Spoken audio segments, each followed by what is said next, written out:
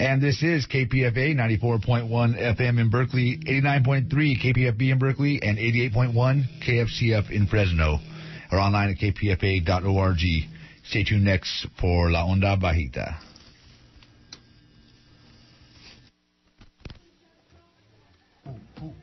Christy says she loves me now. Yeah, good, it happened. See, I knew by putting Let's just focus. All right, I know, I understand. Let's go. Ready?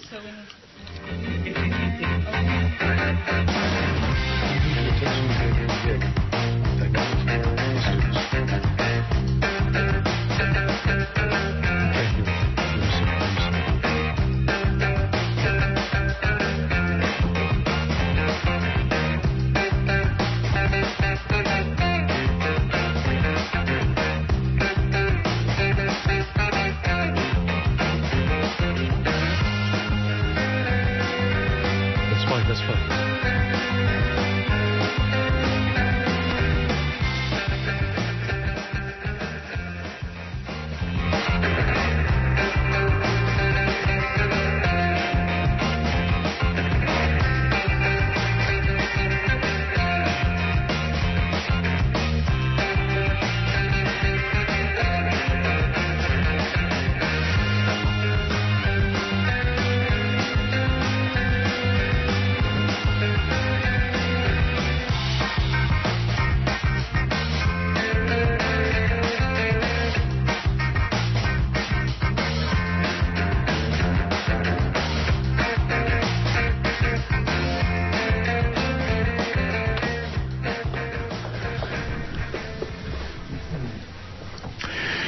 You're listening to KPFA 94.1 and KPFB at 89.3 FM in Berkeley with KFCF at 88.1 FM in Fresno, Califas.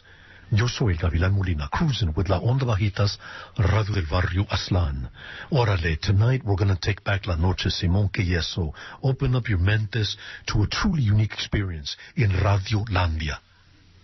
We're a new vision, a new citizen, and a new world where many worlds are posible. Simón Queso, cruise with us as we take it from rock to revolution, ritmo hasta la resistencia con la voz del pueblo del sol.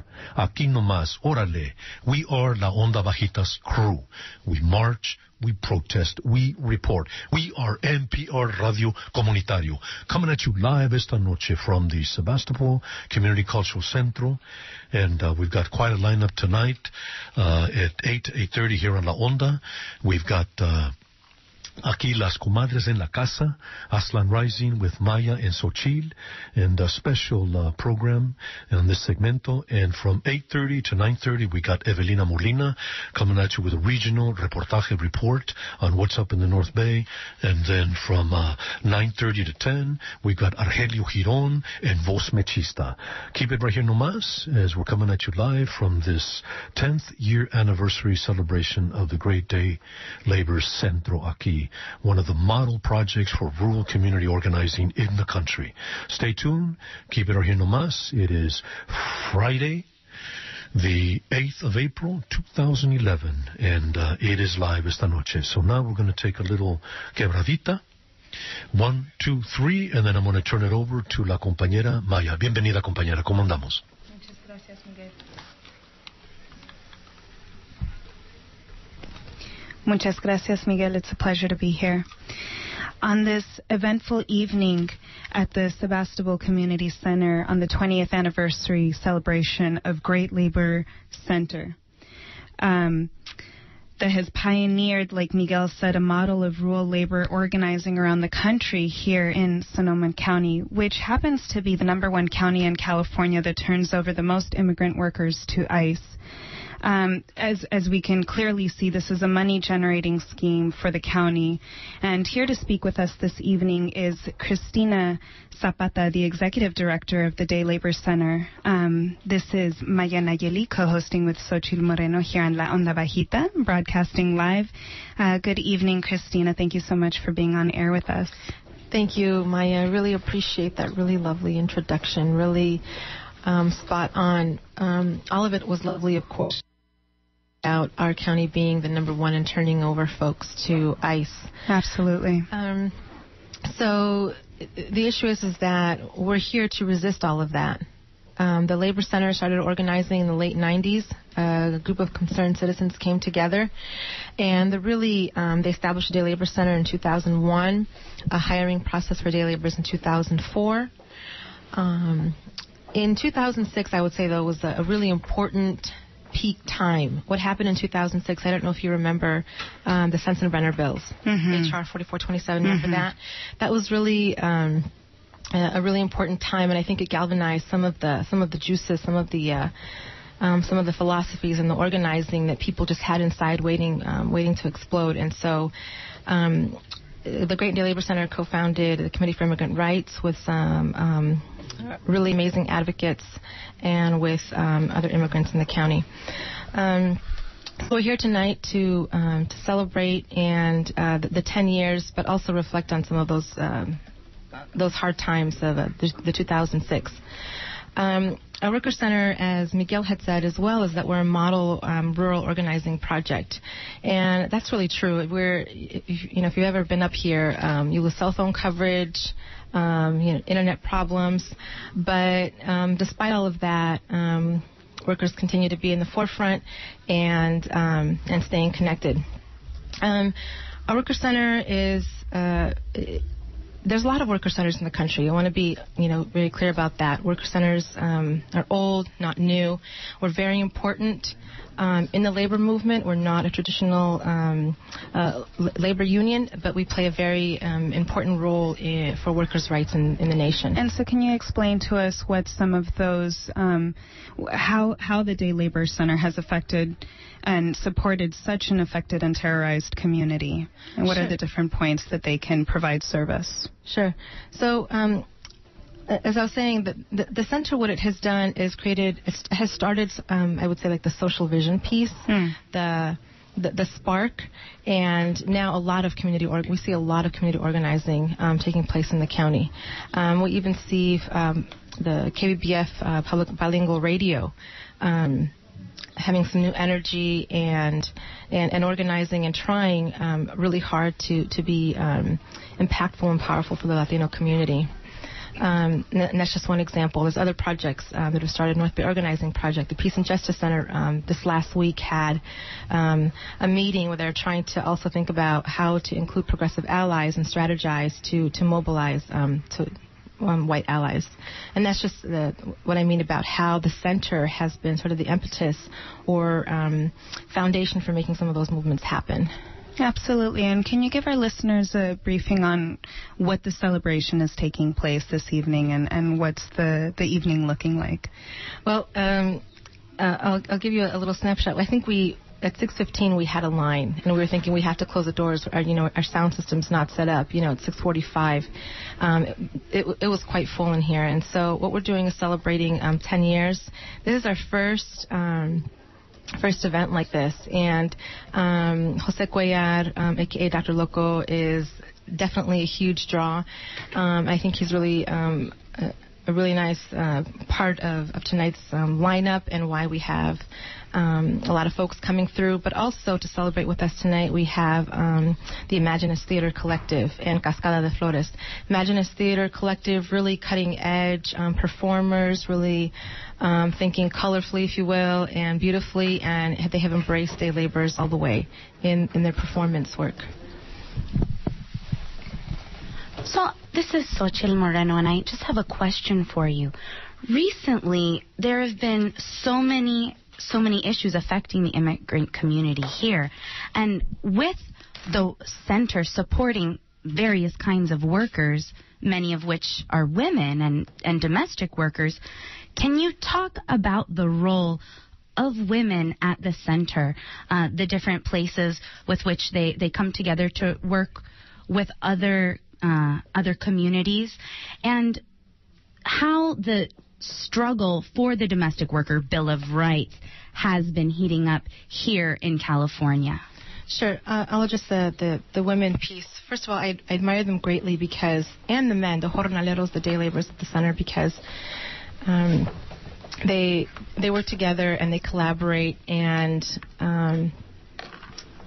they're small but powerful. I like to always say that there's about a dozen active domestic workers that dedicate their time, their work to house cleaning, mostly house cleaning. And in 2007, they created their own hiring process to address the diverse hiring needs of the women that were coming to the Great Day Labor Center. And so, I mean, that's number one right there, what they did, the hiring process in 2007. Let's see, 2009, we went to the National Domestic Worker Congress for Domestic Workers in Oakland, California. In 2010, they voted the women unanimously voted to be a part of the National Domestic Worker Alliance that has successfully won a Domestic Workers Bill of Rights in New York last August. It was signed by Governor Patterson there. Also, 2010, participating in the U.S. Social Forum, Excluded Workers Congress. And then 2010, also passing a resolution at the assembly level for domestic workers. So after that resolution, where we're at now is participating in a statewide coalition for domestic workers, a Domestic Workers Bill of Rights.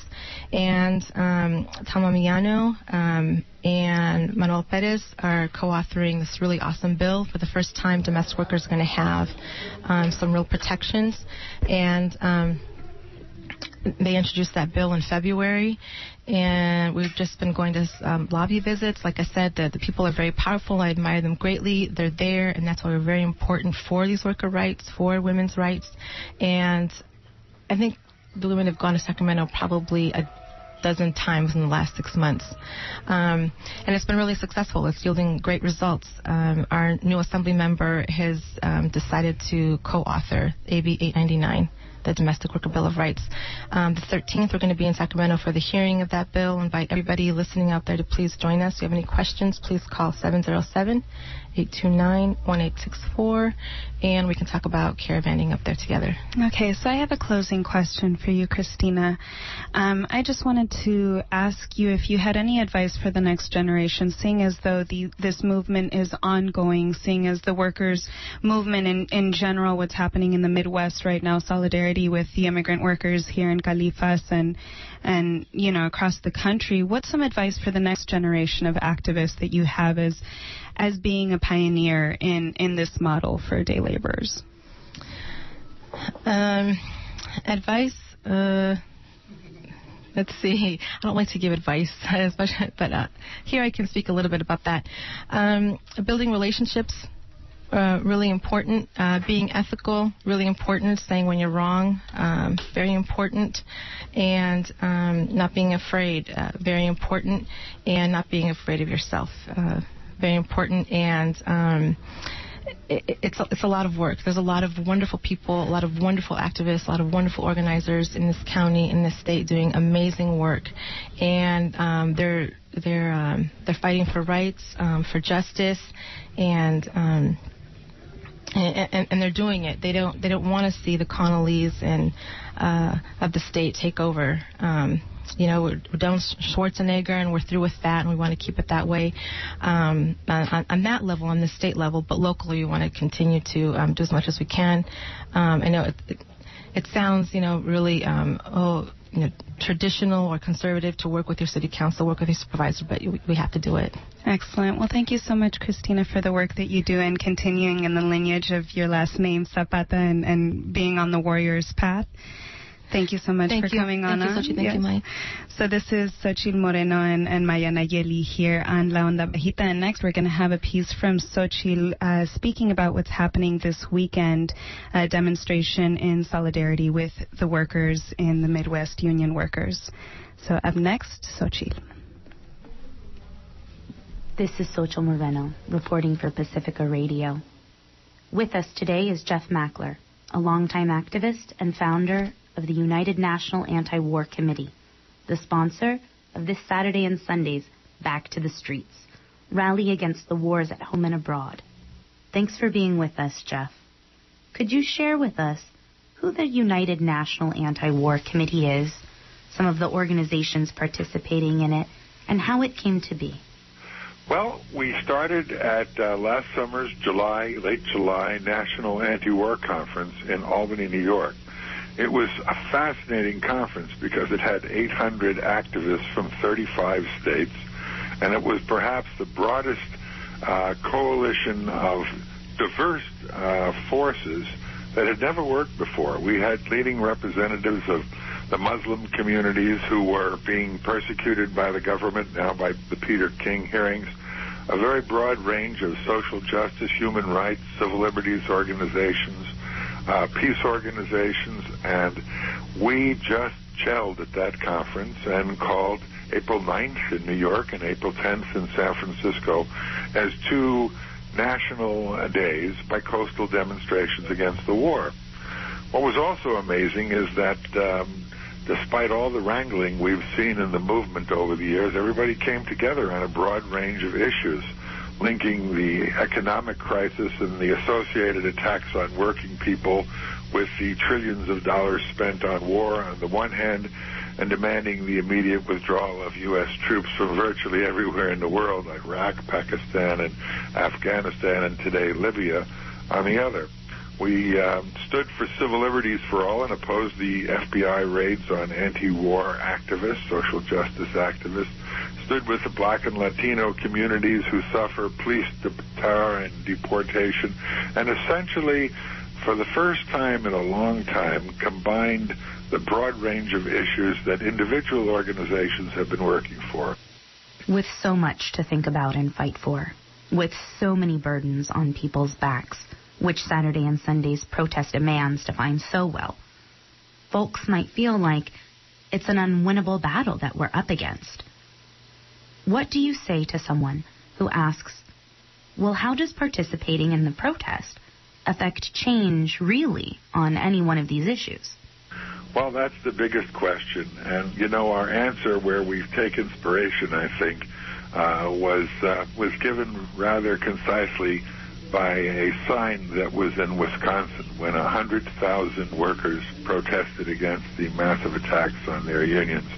And one worker carried a sign that said, "Fight like an Egyptian."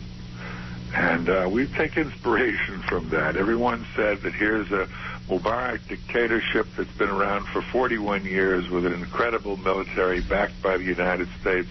And when tens of thousands, millions of people took to the streets, that dictatorship fell and empowered the Egyptian people as in no time in modern history.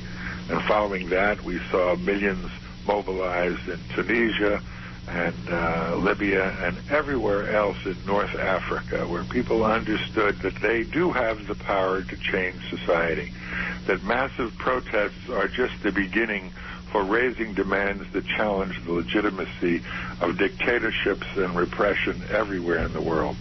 By unifying these struggles, by bringing together the very diverse forces, we really do have confidence that the majority can in this society change the world. If they're united, if they're clear on their goals, if their power is expressed, at least initially, in massive mobilizations. And I think that power is going to be expressed even further in mobilizations that lead to working people to say that we have to take the next step to unite the broad constituencies that make up the power centers, that is the majority of the American people, in the kinds of actions that can stop these war makers once and for all. So mass action on April 9th and 10th, San Francisco and New York, is the first step. It's a step to test relationships that have been strained in the movement. It's a step to move away from demoralization and pessimism and reliance on the two-party system to solve our problems, to build independent and powerful, united, broad movements that take their struggles to the streets and win over their sisters and brothers and fighters to a new perspective on changing the world. That's right. And for our listeners who are inspired or interested by what you're saying, can you speak to them from a logistical perspective, how they can get involved or how they can learn more about Saturday and Sunday's protests? Well, if we're to be successful, we need everybody involved. And we would like you to join UNAC, the United National Anti-War Committee. You can reach us by calling 415-49-NO-WAR. or 510-268-9429. We need everybody there, all hands on board. That's right. We do need everybody to challenge both the wars abroad and at home. And another aspect of the war at home is the one on our memories, on our history. The EZLN, the Zapatista Army of National Liberation, an indigenous land reform movement, often speaks about the war against oblivion. The idea that the farther we step away from our history or our indigenous knowledge, the closer we step into hegemony, which is rooted in and which propagates violence. Yet it seems like the unifying factor in humanity, be you an investment banker or a struggling laborer, is that at the end of the day, we all simply want peace, security, happiness for our family and for our loved ones, and perhaps to bridge the divide of how we get there to that place of peace. One might dedicate time to important causes that speak to them, participate in things like Saturday and Sunday's protests, create your own, or simply cultivate peace where you can in your life to forget oblivion and create a just world. So beautifully said. Well, thank you so much to you, Jeff Mackler, and thanks to the United National Anti-War Committee for all of your work. Best of luck Saturday and Sunday, and we'll see you in the streets. We'll see you there, and thank you so much.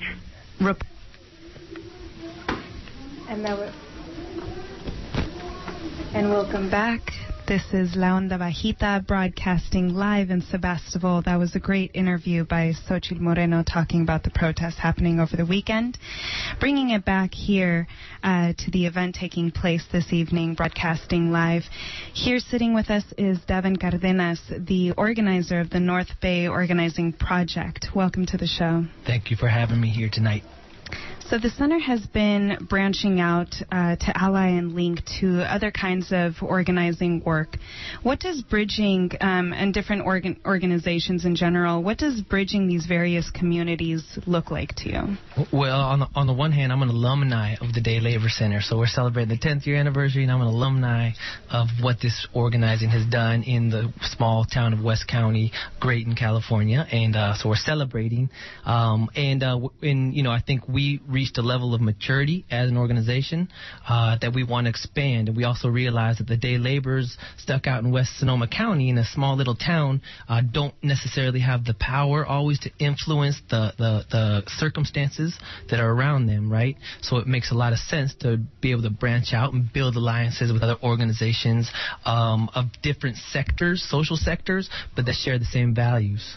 So we're doing that, and that's to an extent what the organizing looks like. So the North Bay Organizing Project is proposing to bring these various sectors from the environmental community, from the immigrant rights community, students, labor, faith-based groups to one big table where we have a lot of fun and we develop a lot of leadership and we start really gaining some power in the county to really influence the circumstances that affect us, because there's many issues and we need to be at the table in order to make sure we change those things around us.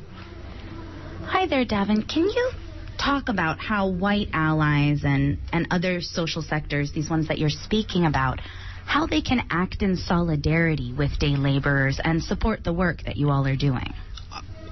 I don't see it necessarily as white allies. I see it as if we're all aligned with ourselves. So once we're at the same table together, the best thing that the sector, the environmental sectors, the labor sectors that might be Anglo can do is activate themselves, right?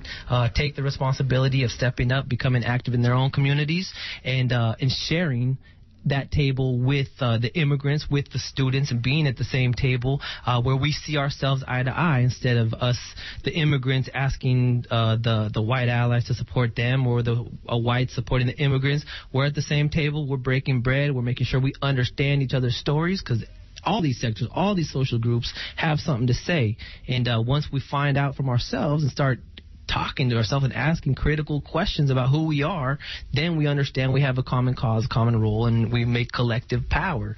And that's what we're trying to do with the labor, with the environment, with the students, with the immigrants, with all these people. Absolutely. And you're touching on a critical piece of what solidarity means as a whole, is to activate the power from within. And so how do you feel that you're activating the power and supporting the immigrants within this community to continue to change and to strengthen themselves and their community in general? We're asking people to take responsibility. We're asking people to really look inside themselves, to those stories that motivate them, so that they have a strong sense of knowledge of self, and they know their own personal stories, and they begin to voice their personal narrative, and that personal narrative becomes a collective narrative, and they start not only knowing themselves, but having the courage to start knowing other people who might have the same story or a completely different story, but having the courage to actually go up and ask, sit down, and like we said, break bread and get to know one another. But the first thing starts with the individuals taking responsibility to really get inside themselves, look in the mirror, and come to terms with those stories of those things that motivate us, that irk us, or that make us happy, that bring us joy or pain or sorrow, whatever it is. Get in touch with that, be able to voice it, and then go rally up some other people so that they're doing the same thing. Yeah, and as you said, we all have a personal story to bring to the table, and in such a big melting pot as the United States that has brought immigrants globally, and that have all tried to, at one point or another, or have been pushed to assimilate into this culture, how important do you think it is for us to hold on to our personal story, our cultural story, and to really be rooted in our ancestral knowledge? Yeah, I mean, it's critical to the work. If we're going to have strong communities, and strong individuals from those communities, you got to have those roots, or else you're going to go with where the wind blows, right? And we can't afford that to happen, right? Strong individuals that have their feet planted are going to create strong communities that are also difficult to move. So having that knowledge of self is really important to the movement as a whole, and in this county, in the region, in the state, and in the country. So can you elaborate a little bit on some of this unity that you speak about, and maybe share with us a story of a campaign or something that you were working on where you really saw people come together? Yeah, well, we just recently had our first issues assembly. We had 400 people come together in City Hall in early February, and it was a process that led to that point. Our issues assembly, we voted on the issues we were going to work on as a collective of all these different sectors. But we started by doing house meetings, by doing face-to-face meetings, by doing circle discussions within different organizations, to really start gaining people's stories, where their motivations were, what they wanted to work on, what was an important aspect that they saw and found in their lives that they wanted to work on in the community. So we had a process that led up to 400 people coming together to one big assembly where we all got ballots, we all voted on the top 2 issues we wanted to work on, and it was a gorgeous sight, right? Because you had the youth, you had the elders, you had immigrants, you had environmentalists, you had a whole array, and right, sitting in that tiny city hall, and it was packed, right? It was like my reflection was that, man, this is the county I want to live in, right? This is the vision that we want to take forward. So it was pretty impressive. And our leaders stepped up. The leaders ran a clean agenda.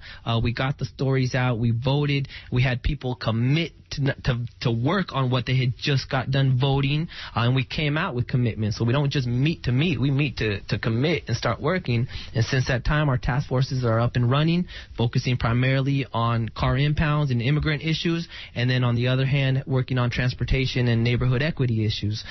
Both the task forces are strong, diverse, and include people from those different organizations and sectors. So we're having a lot of fun. Beautiful. And how do you see this vision expanding outward throughout Califas, throughout the United States, and how can we get more people involved? So what are some contact information for people to look up and to get involved with you? I think in the Bay Area, there's a lot of nonprofit organizations. There's a lot of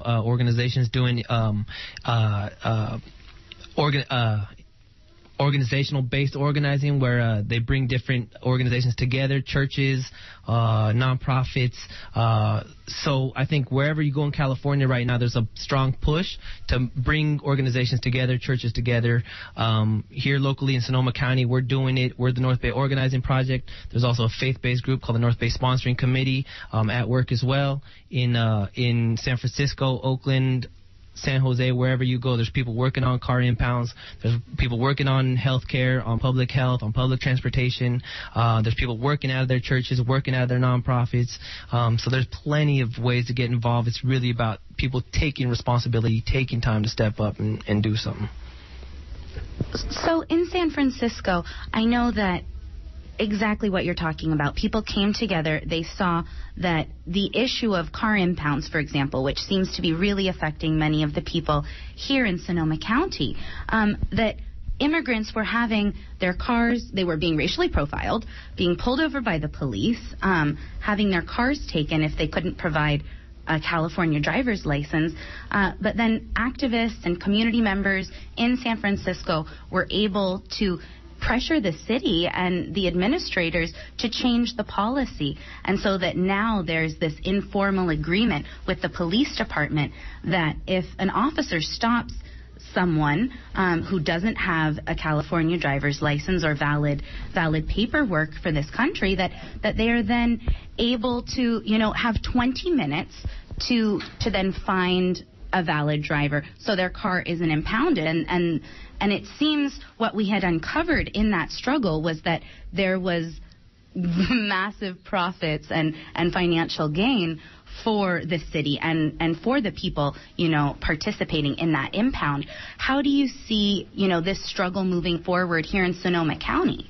Our chief of police in Santa Rosa and the county sheriff have taken steps to changing policy as well, so they've already taken some steps.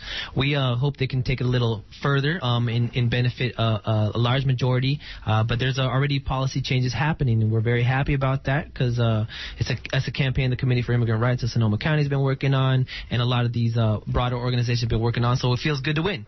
We don't want to always just protest and attack and lose and get kicked around. We like to win too, and that's why we try to cut local issues so that we're remaining vibrant, and our leaders see that we can have a role in democracy. We can have a role in making changes happen, and I think that's what a lot of these local campaigns exist to do. Make happen is that people feel empowered to actually have agency over local policy. So it's really important that it happened in San Francisco. It's happening in Sonoma County, San Jose, Richmond, Berkeley, all these places.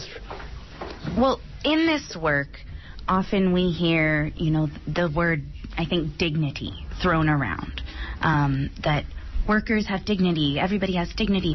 Could you maybe reflect on what that word means to you and maybe some of the lessons that you have garnered from your own work?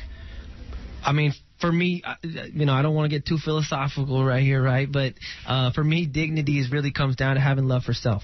Really being in touch with yourself and knowing your weaknesses, your strengths, but really being able to reflect on that, being a reflective individual, a reflective being, and having love for self and making that love for self translate into a collective love that we go out and we work with other people to create. So for me, that's what dignity represents, and it is what inspires me. Now I want to have more of it, all right? And we want to have more collective power, and we want to make sure everybody's inspired to have more of it themselves, right, in our communities as well.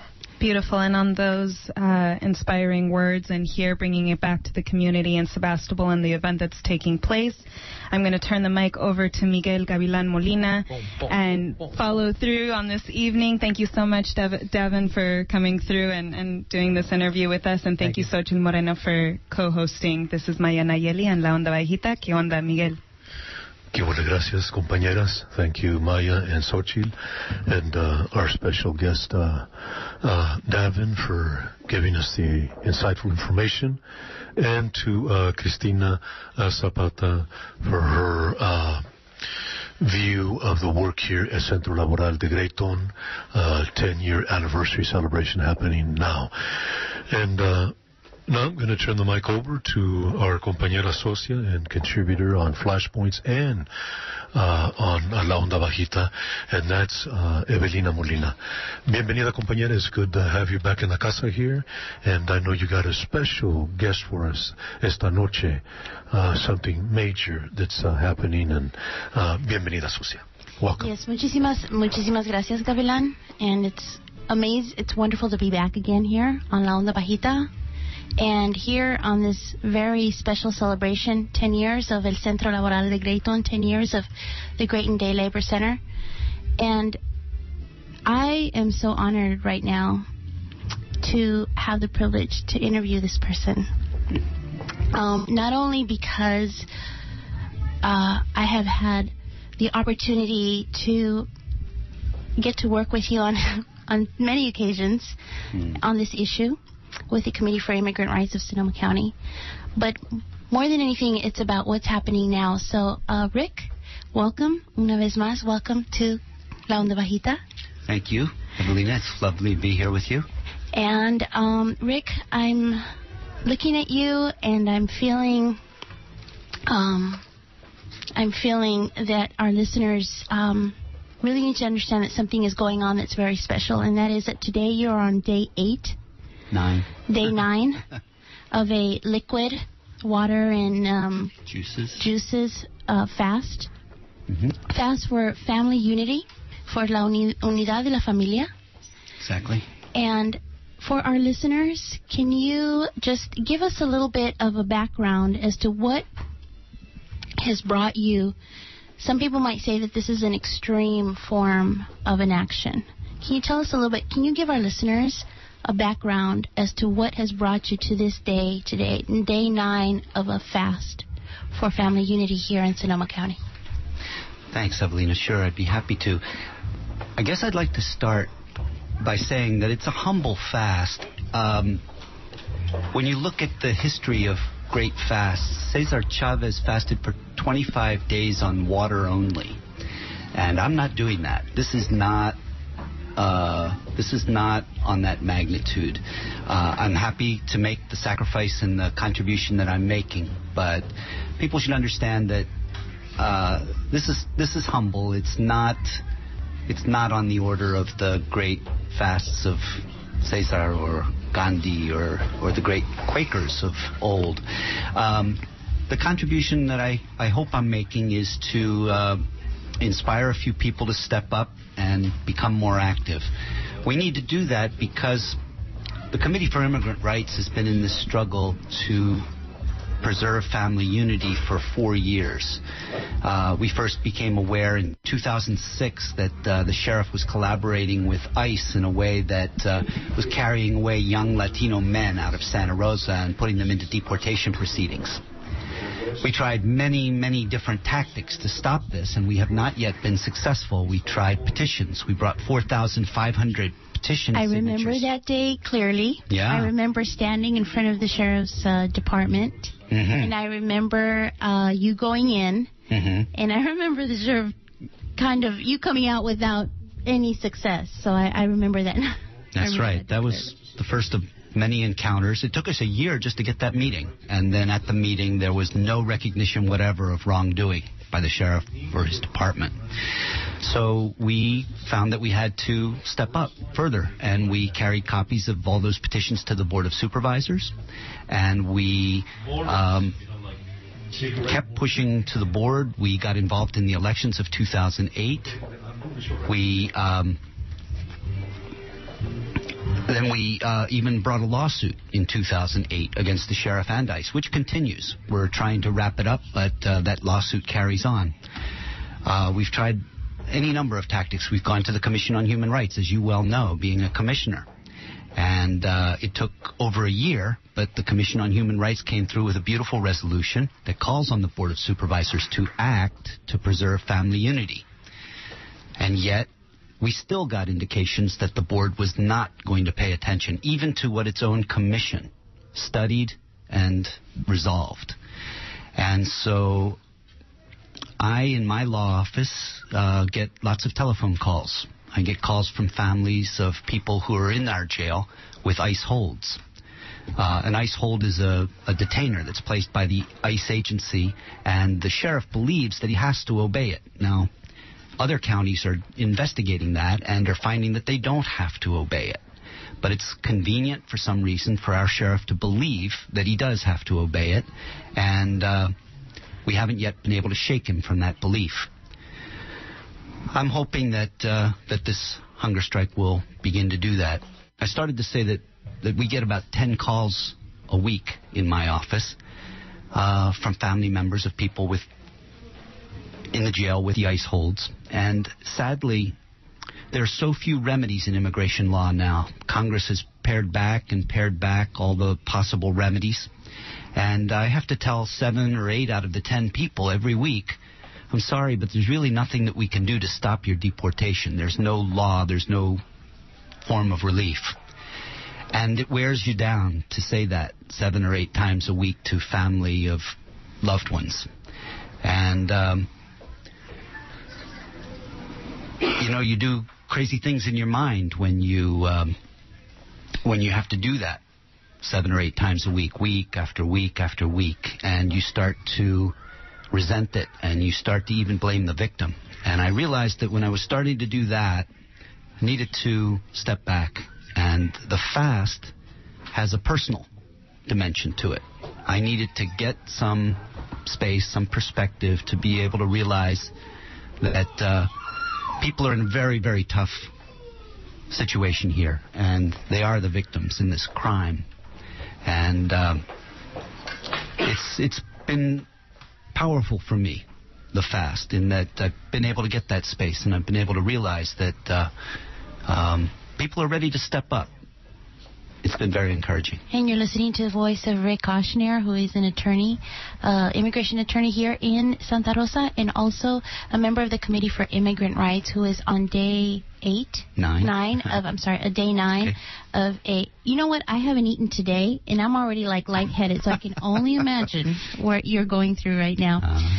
Rick, I want to talk a little bit. I know recently you were able to acquire a document that was released finally from ICE after a lawsuit from NDLON, which is a National Day Labor Organization in Los Angeles. It took a lawsuit in order to get this document that revealed some very interesting numbers. Hence the reason that ICE wanted to withhold those documents.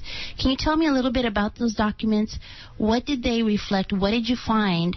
You had suspicions about the numbers in this insecure communities, which we call it insecure communities. But you had a feeling that the numbers of deportations were going up, but we could not get a straight answer from the Sheriff Department and ICE when we brought them in front of the commission. Tell me what that document revealed. I will. Okay. First of all, you're absolutely right. This document and others were obtained by National Day Laborers Organizing Network and DeLon on a suit under the Freedom of Information Act. It ought to have been free, that information, certainly under the transparency that the Obama administration said that they were going to provide at the beginning of the Obama term. But they fought it, and DeLon had to fight the hard fight in court to get this stuff. Locally here, the sheriff does not want to give up information about who's being held on ICE holds in our jail, and the Press Democrat is actually fighting them to get that information. So this is not easily gained information. But what we have and what it shows is that Secure Communities was deployed in Sonoma County in March of 2010. So we have about 1 year of experience here in Sonoma County. During that time, 921 people have been turned over to ICE from our jail. 921 people from March to now. That's right, from March of 2010 until now, so in about a 1 year time. What that means is about 70 to 75 people every month are being turned over to deportation proceedings, probably to be separated from their families for years, if not forever. And if we multiply that number by the amount of people, maybe the average of 5 to 10 people in the direct family that could be affected, and that's probably a low number. You multiply that 900 number or that 75 per month, and what kind of a wave of shock that it's sending throughout the community, it multiplies, correct? No, there's a great deal of pain there. What the numbers also show is they break it down. Secure Communities likes to break things down into level 1, 2, and 3 in terms of crimes, and then there's a non-criminal category. Level 1 are for the serious felonies, arson, rape, murder, and so on, armed robbery. Level 2 is for other kinds of felonies, and then people who have 3 or more misdemeanors. Level 3 is for 2 or fewer misdemeanors, and then non-criminal, people who have no convictions at all. If you look at Sonoma County, 72.5% of all the people who are being turned over to ICE are either level 3, that's 2 misdemeanors or fewer, or non-criminal completely. 42.5% have no conviction whatsoever. So the large majority are people who have not committed any serious crimes. And I can actually verify that from one of my colleagues on the commission, Mario Castillo, who works for La Luz in Sonoma, and had actually posted a fear of his that he had a family come in, a woman with her child, asking for help on the rent, asking for some grocery money, because her husband had been put into deportation that weekend because he had a broken taillight. Mm-hmm. And do you find that some of these incidences of being brought into the system and put through the secure community biometrics results from minimal things such as a broken taillight? And what is the crime? And can you verify, it is my understanding that it is not a crime to be undocumented or a forced migrant in this country. Is that correct? It is true. Illegal presence in the country is a civil violation. It's not a crime. You have many people who came here when they were 3 years old. They grew up here. Staying beyond the age of 18 is a civil violation, but they never committed a crime. When they entered, it would have been a misdemeanor if they'd been an adult, but they entered at 3 years old or 15 years old. It's not a crime. They're juvenile. And so just staying beyond 18 is not a crime either. It's a civil violation. So we have people in the letters to the editors and the comment sections of the paper and so on talking about illegal aliens being criminals. They must be criminals. That's the crime. But in fact, there was no crime in many, many, many cases. So, yeah. So the question on a lot of people's minds, Rick, right now is, how is it that somebody can be taken in to the jail and fingerprinted for secure communities without ever having been convicted of a crime? It doesn't compute. What is the circumstances it justifies to be booked and brought into the jail when you have not been legally charged with the crime?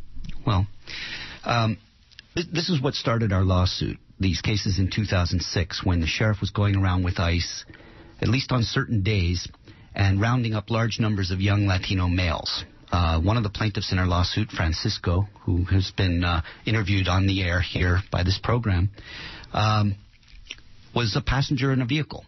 They stopped the vehicle for really no reason. The ostensible reason was that there was a for sale sign in the back window that was an obstruction to the driver's view, but it wasn't. So they stopped the vehicle, and then they went around and focused on the passenger, a young Latino male. They got him out of the vehicle. Pat searched him illegally with no reason. The judge later found that it was an illegal search. Got his wallet, got a document out of his wallet, and then arrested him on the civil violation of illegal presence. At that time, the sheriff and ICE were collaborating in a way that they were putting people into the county jail with no criminal charge, just the ICE hold. We don't think that they're doing that anymore. We think the lawsuit stopped that part of the practice. But there's a whole large part. That's just the tip of the iceberg. There's another whole large part where, as you gave Mario's example, they're stopping people for supposed violations like tail light out. Broken tail light. License plate light out. You name it. Mm-hmm. I've heard of a number of instances where someone was stopped. They were told, stopped you because of the rear light. The guy says, I just checked that today. Let me get out and check it. And the police officer will not let him out of the car. Okay. One client of mine actually had a driver's license. He was stopped a couple of times at 1 a.m. on his way to work. Similar kind of thing. Police officer claimed something was wrong. He wanted to get out of the car and check it. Wouldn't do it. Fortunately, he had a license and didn't end up getting arrested, and he's here today to tell the story. But many, many times it's these petty violations. And also one story I want to tell that happened to the same commissioner, Mario Castillo with La Luz. He said that he got pulled over and when he presented his driver's license, the officer actually confiscated it and accused him that it was a driver's license that he had purchased illegally. And confiscated his driver's license. And little did he know that he was doing this to a commissioner of the human rights, and he took his license away. And he had to go into the police department to recover his license. And so, a lot of this is going on. So on day 9, Rick, and again, for our listeners, you're listening to Rick Koshner, immigration attorney, and also with Committee for Immigrant Rights. Day 9 of a fast for family unity. How are you feeling right now, Rick? How long? That's the big question. How long are you going to be going with this? And I understand that the community is rallying to support you with a continuation of your fast through what's called a rolling fast. That the entire community will take on a half day, a full day, maybe 2 days, depends how much. How are you feeling right now? And what has been the reaction of the community to your to the work you're doing right now? Well, physically, I'm feeling tired. Spiritually, I'm feeling uplifted by just what you're talking about. The community really has rallied. You yourself, Evelina, I have you to thank for getting word out in the social media and being largely responsible for people knowing and then responding. So I thank you. It's been wonderful. People have stepped up. People have written to the supervisors. People have called them, set meetings. It's been very encouraging. I think people did in 1 week or 2 weeks what they might have done over 2 or 3 months. It's just it's been concentrated effort. It's really encouraging. So I'd like to conclude this interview, Rick, and I want to thank you with how you're feeling to pull the energy to be here. I want to just finish up with Supervisor Carrillo. Supervisor Carrillo is now the chair. He's the first Latino in the Board of Supervisors. And, we're trying to get him and the supervisors to address this resolution and this policy recommendation. What we have recommended as a commission is that no federal dollars, no local dollars, no tax dollars be used to implement federal law, to implement immigration, and for the board to investigate ways possibly to opt out, because it seems that other cities are pushing forward to have that option to opt out. And he has a 2012. He's got a run for 2012. Can you tell us a little bit, just what do you feel is the best thing for Supervisor Carrillo to do?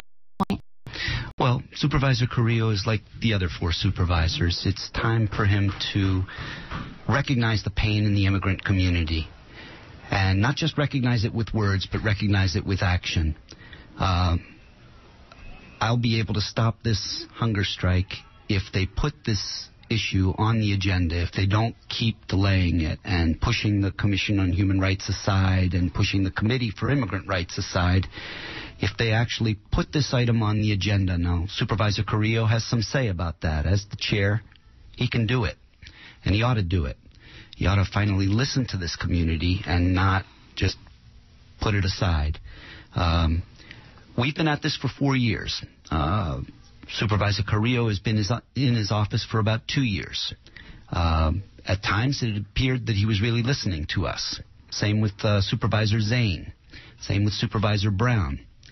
And then at other times, it appears that they're not really interested, that the call for action is too challenging. And but now it's time to step up. So. Well, I want to thank you, Rick. Again, that was Rick Koshner, attorney with an immigration attorney here in Santa Rosa on day 9 of a fast for family unity. And thank you very much for being here. And for our listeners, we will be back after a short break. Thank you very much.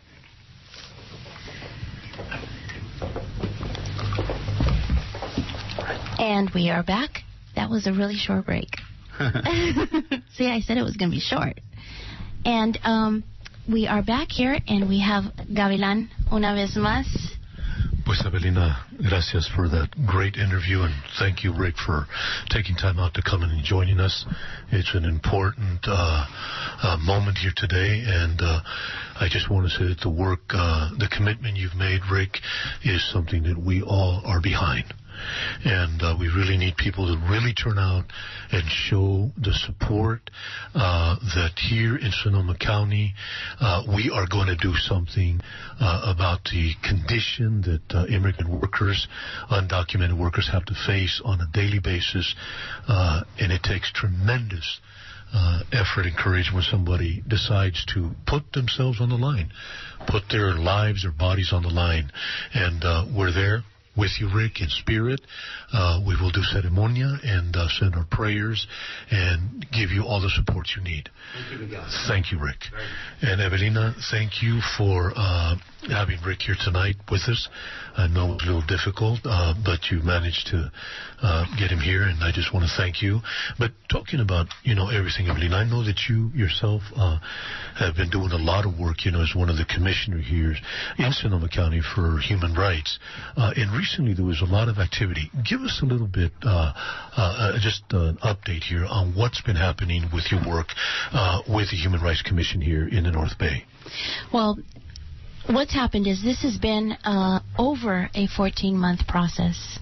And in that process, we have had finally an agreement.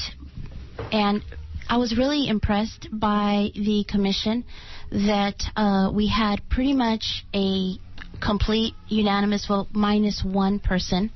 And so I feel very honored and very proud that we had that solidarity, with the exception of one person on the commission that happened to be a Latina, of all things, was the person that voted against this resolution and the policy recommendation. But that doesn't matter. What matters is that everybody else was on board and that it went through. Where we're at right now is that apparently they're in the paperwork that we submitted. Now the supervisors and the people that check say that there's some inaccuracies in our reporting. So there's a little bit of going back and forth. It is my understanding that the last communication was that they wouldn't be able to get it on the agenda this month. However, it's looking good. There's a possibility for May. We just don't know when, and I'm not really sure how certain that is. I'm just getting it through a third party, so that's good. The other thing that's happened, I know that Rick's fast has really created an energy around this where people are now, all of a sudden it's like a wake-up call. I actually got a call from the Press Democrat wanting to interview me about what's going on, and I understand that there will be a big write-up in the Sunday paper about this, what's going on with secure communities or insecure communities. And one of the things they asked me is, what's changed for you? And I said, what's changed is that Rick is a leader and has motivated me to step up my game. I have to step up my game now. And when someone puts their lives on the line and puts their body on the line, it just is a reminder to all of us that we can get into this comfort zone and that we really need to move our game forward in a different way. And so we are now organizing a rolling fast so that all the people in solidarity with Rick will be able to take on a half a day, 2 days, whatever their body, they feel that in their heart they can do. This is going to be a Facebook I don't know if there's ever been a Facebook fast, but there will be. Well, that's important to utilize every form of technology and media to get the message out. Now, we've seen that happen recently, all over the world, where youth, students, working class people have taken onto, Facebook, the internet, to get their messages across. We got a minute here before top of the hour. You're listening to KPFA here on the Pacific Radio Network. This is KPFA 94.1 FM and KPFB here in Berkeley at 89.3 with KFCF on the dial here. And I just want to say that we're going to be coming back shortly after a musical break here on your Free Speech Radio Network. This is La Onda Bajitas, Radio del Barrio Aztlán. Yo soy el Gavilán Molina, here with the segment host, Las Adelitas, Evelina Molina. And now, Frank, give us a rolita here, and we'll be back after this musical break.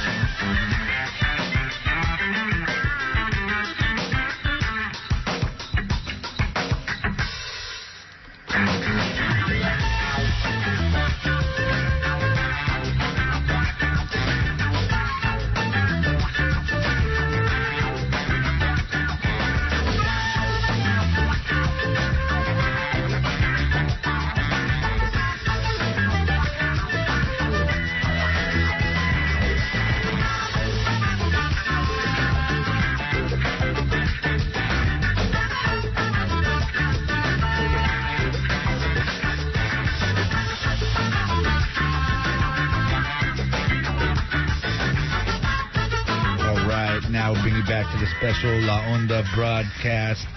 What's up, guys? Come on back. Thank you so much, Frank. This is Miguel Gavilan Molina. You're listening to La Onda Bajita's Radio del Barrio Aslan on your free speech radio network here on KPFA 94.1 FM. And tonight I'm joined here with Evelina Molina, our correspondent for news and information with flashpoints, and of course the segment here in La Onda, Las Adelitas. It's great to be back here again, Evelina, and we're very honored and pleased to have in the house with us who's traveled from Berkeley out there in the East Bay to be here tonight to get to meet the North Bay community. Of course, as we know, the North Bay is a strong supporter of community public radio and particularly free speech radio, KPFA. Well, it is a really great honor to have you here, and we have Andrew Phillips. Welcome to Sebastopol. Thank you very much. My first time out here. Out here in the North Bay. This is the gateway to lots of different communities up here, but it is what is called the wine country, or in some time it was called the Redwood Empire. And you know, this is sort of the gateway to those areas here on the North Coast. And you know, we have a full house tonight here celebrating the 10th anniversary of the Great and Day Labor Center's existence out there in the little town outside of Sebastopol. But again, it's great to have you here, Andrew. Thank you for making the effort to come out to get to meet the North Bay and all the activism and activity having up here. I know, Evelina, you're very busy here with the Human Rights Commission, also with the project you're still doing, the Green Technologies. Yes, we have a not-for-profit, the North Bay Institute of Green Technology.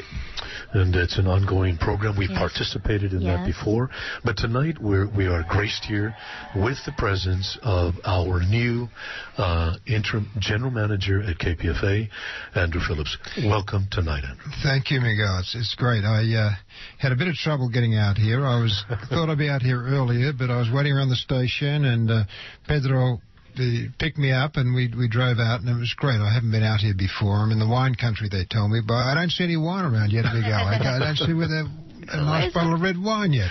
Hey? But what we do have is a lot of the wine grape pickers here in the house tonight. You're going to see the people that actually pick the wine. We have a full house. Good. But Andrew, it's a great, like I said, it's just a privilege to have you with us, and it's exciting times. The world is upside down. Some countries are going literally down the drain. This country, of course, is in economic recession. The market burned a couple of years ago. The government doesn't acknowledge that yet. But yet, we are continuing our work to be on the air, to bring information to people, and particularly in these times of world crises, for us as both paid and unpaid staff at KPFA, it's refreshing to have someone like yourself coming with vision, clarity, and one thing that we haven't seen in a long time, determination. Well, it's great to be here tonight, and this is really what community radio is about, isn't it? We've got a crowd of people here, and you can probably hear them in the background. And this is a real community, and, WCBS isn't going to be here. CNN's not going to be here. But community radio, small station like this, not so small, actually, with a big signal area, been here for 60 years, and it's just great. And I see that Miguel's son's here as well. He's running the Comrex, and I just met him the other day. So it's family radio too, and it's a powerful experience, Miguel. And you've been part of it for such a long time. I'm newly back into community radio, but it is inspiring, and I certainly hope that I can facilitate and encourage and respect our volunteers who put in so much time to bring important information to our important audience who are really underrepresented by the conventional press. And I hope we can, do this the way it should be done. And I commend you all. And I just was driving in. I was hearing a gentleman who's been on a 9-day fast. And I was thinking, gee, I'm pretty hungry now, and it's only been half a day because I had, a sandwich at lunchtime, and I'm thinking, where are the rice and beans, But here we go. But it's great to be here, and thank you very much for inviting me. And we are really excited to have you here, Andrew, Mr. Phillips. It's a great honor. And I just want to make another point that besides being family radio, I think that in the room next door, we're giving a birth to a new community. Oh, that's great. I think that's what you're going to see. But in addition to that, I definitely want to say that Gavilan and the Flash Onda team has inspired leadership.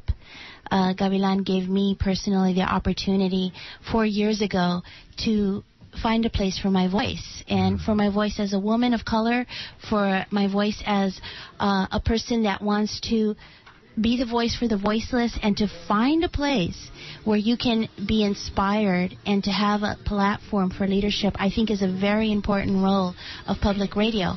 To have a place where you can stand up. I heard a speech one time by a pastor of a church from Chicago talking about what is sanctuary city. And he talked about a sanctuary in also, besides being a place of safety, is a place where you can step up and speak your truth to power. Mm-hmm. That is another form of sanctuario. Mm-hmm. And that is what I have found in this team, and it is a great honor. This is my first time ever having anybody from management this close to me, let alone in our community. That's great. And that's amazing. That's really I'm really touched, and what a shame. I should be the first one, but it's great. And I hear we just met. We haven't even shaken hands, but we will. That you're into green you're a green person, and so am I. Mightn't look like it, but I am. I'm a permaculture teacher from back east, and I was kind of dragged away from my house in the mountains to come out here and come to Cali. And I'm enjoying it. It's inspirational. I've been here a month now and had a few opportunities to speak on the radio. But this is my first time to really be in the real community. And I'm looking forward to meeting some people tonight and in the future. And thanks for inviting me. And I also just want to point out to you, Mr. Phillips, that in the audience Andrew, here, please. I'm sorry, Andrew, that we also have Andreas, one, if you like. to give you an idea of the support that we have. I actually have one of my board members here sitting right behind you, and I also have John Turngren and Mary Norman, who also is a very big supporter of our organization, and one of our assistant instructors, Argelio Giron, who was with us in the summer. So talk about support. They not only support our young men, we deal with young men with barriers to employment, gang affiliate looking for a way out. Their way out is to be the heroes of tomorrow, and our little school is Academia Quinto Sol, the Fifth Sun Academy for Young Visionaries. That's the kind of community that you just stepped into. And we have a radio community here. And one of our compañeros, of course, one of our brothers, compadres, comrades, socios, ally, down into the front when we have to in locking arms, is my socio or compañero, Denis Burnstick, as he's called across Indian land. Welcome tonight, hombre. Well, thank you. Thank you. It's great to be here. It's really what we do, isn't it, Miguel? Yes, and we keep doing it again and again. We vow to bring the community radio station into the community where it belongs, right? Here in Sebastopol, at the Grayton Day Labor Center benefit. I've been just in the other room where there are hundreds of people celebrating this invention of this Day Labor Center, this frontline human rights movement to protect the rights of workers. And here we are. We are the voice. We are being the voice of this action. Nobody would know about this if we couldn't bring this beautiful community institution, this traveling, invisible university to the people. So I see, did you say Andrew, my friend? Yes, sir. Andrew, is that your second name, my friend? I sort of like that. I know Dennis a long time, and he's done such a lot of work, and it's great to see flashpoints in the house. And I heard the program back at the station a few hours ago, and here I am a few hours later sitting down with you guys, and it still amazes me. Radio still amazes me. Yeah, it's amazing. Great medium. It's one of the most powerful tools to reach the indigenous and Latino communities. More so than print, more so than television. The radio is the way to reach out, and we're here bringing community back to public radio, bringing it back to the station. And talking about back to the station, Andrew, tell us a little bit about what you foresee here, let's say in the next 6 months to a year, with KPFA and the work that needs to be done to reach out to these unbelievable, diverse communities.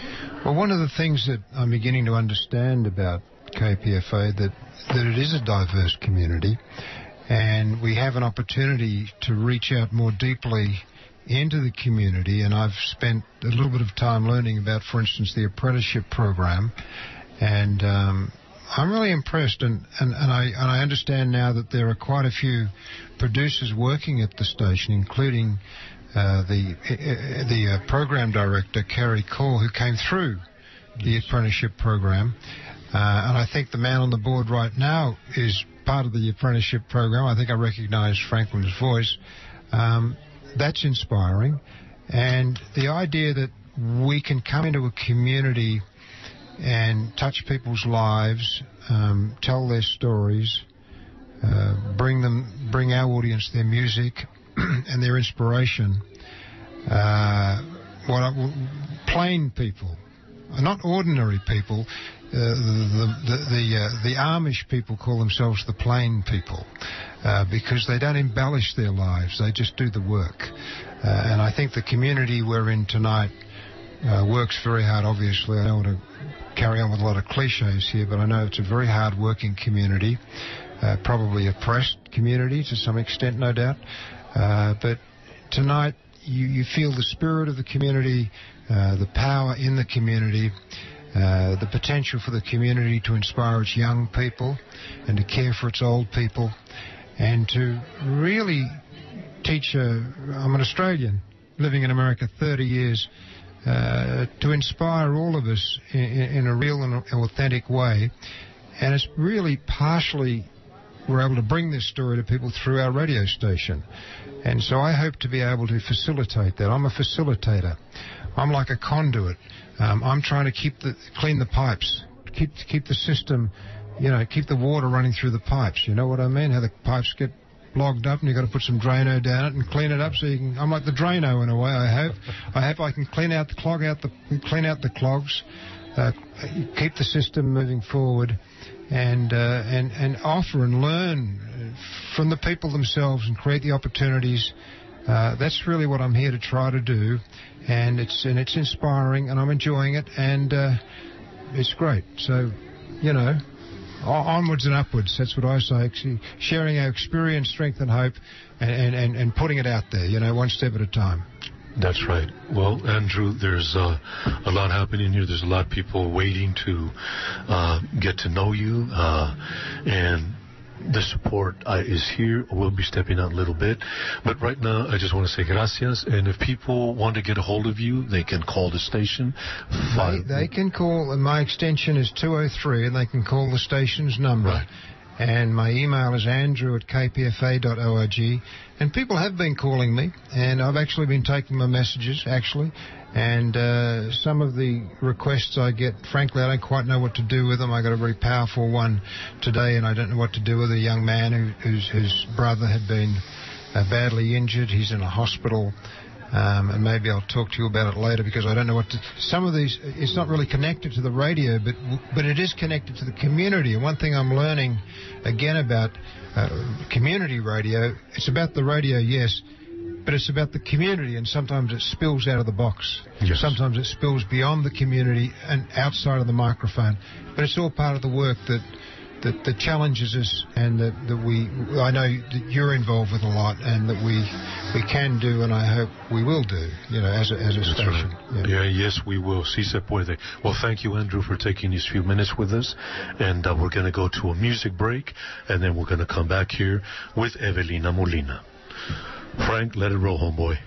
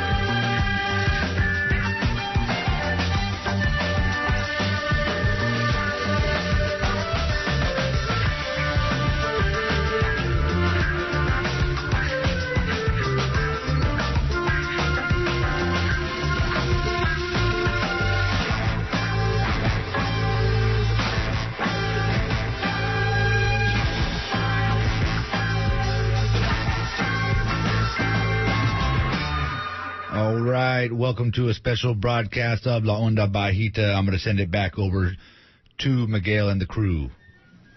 Well, muchísimas gracias. Thank you very much from the mothership. And you're listening to La Onda Bajita, and we are here in Sebastopol on a special assignment. And this is Evelina Molina. And we are celebrating 10 years, 10 años del Centro Laboral de Grayton. We have Dr. Loco's Rockin' Jalapeno Band. It's, I believe, going to be getting started soon. And there's going to be some dancing and music. And it's just been an incredible evening. The house is full. Hundreds of people in the next room. But in this room, we have a very, very special person. Una persona muy especial en este cuarto aquí. Y es uno de los jornaleros, one of the day laborers, Juan Cuandón. Juan, bienvenidos a La Onda Bajita. Muchas gracias, Evelina. Es un placer nuevamente estar con ustedes en el radio. Y pues más que nada también, ¿verdad? Es un gran honor y un gran placer y un gran orgullo estar ahorita celebrando nuestro 10º aniversario.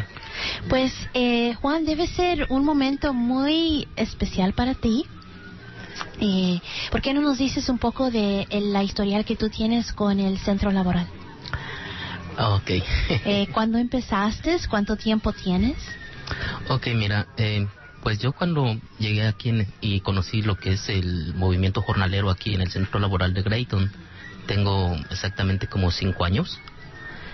Y pues al ver todo cómo empezaban a planear, ellos tenían ya un camino, una estructura, cómo empezar a trabajar. Y pues al ver cómo era la misión y visión de este centro, me empezó a gustar, me empecé a mezclar, empecé a entrar un poquito más a fondo de lo que es el centro laboral.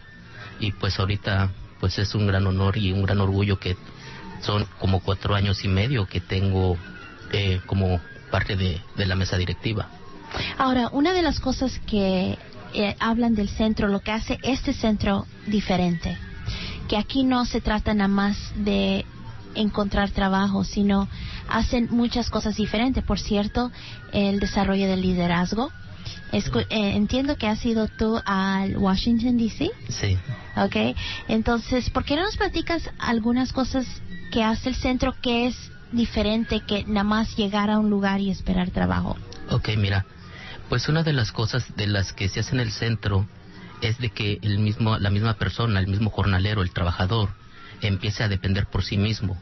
Es como se empiezan a impartir clases de liderazgo, clases de cómo poder desarrollarse, clases de trabajo también. Y esto lo hace un poquito interesante porque es como la persona se empieza a dar cuenta y empieza a trabajar en la comunidad. No solamente hablamos de trabajo laboral, sino hablamos también de trabajos comunitarios, de trabajos a nivel social en la comunidad. Hay tal vez como 5 o 6 amigos del centro laboral que han impulsado también muy fuerte el nombre y puesto en alto el nombre del centro laboral de Grayton. Unos están en el teatro imaginista, otros en la danza azteca.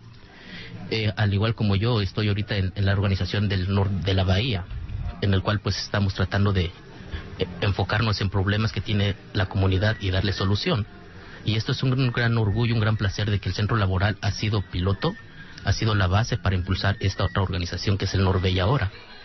Y pues esas son cositas de las que hace el centro para las personas, para los miembros.